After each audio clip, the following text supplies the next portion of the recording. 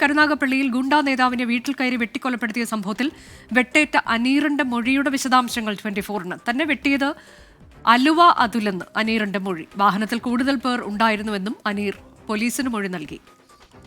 അരുൺരാജ് വിശദാംശങ്ങളുമായി. അരുൺരാജ്, മൊഴിയുടെ കൂടുതൽ വിശദാംശങ്ങൾ ലഭിച്ചോ?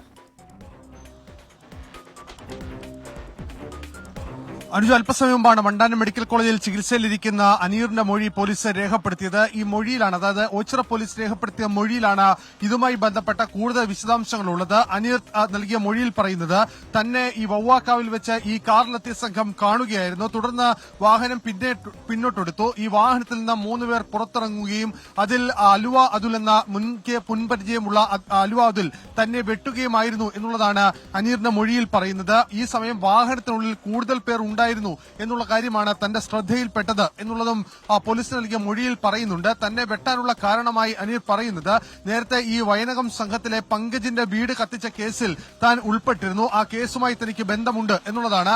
അതിന്റെ വൈരാഗ്യം ഈ സംഘത്തിനുണ്ട് എന്ന വിവരം കൂടിയാണ് അനീർ നൽകിയ മൊഴിയിൽ സൂചിപ്പിക്കുന്നത്. നേരത്തെ തന്നെ ഈ സന്തോഷം, അതുപോലെ തന്നെ ഈ അനീറും അടങ്ങുന്ന കരുനാഗപ്പള്ളിയിലെ കൊട്ടേഷൻ സംഘം, ആ സംഘവും ഈ വയനകം സംഘവും തമ്മിലുള്ള നിരന്തരമായ പോര്, ആ കുടിപ്പക അടക്കമുള്ള കാര്യങ്ങൾ നമ്മൾ പുറത്തുവിട്ടിരുന്നു.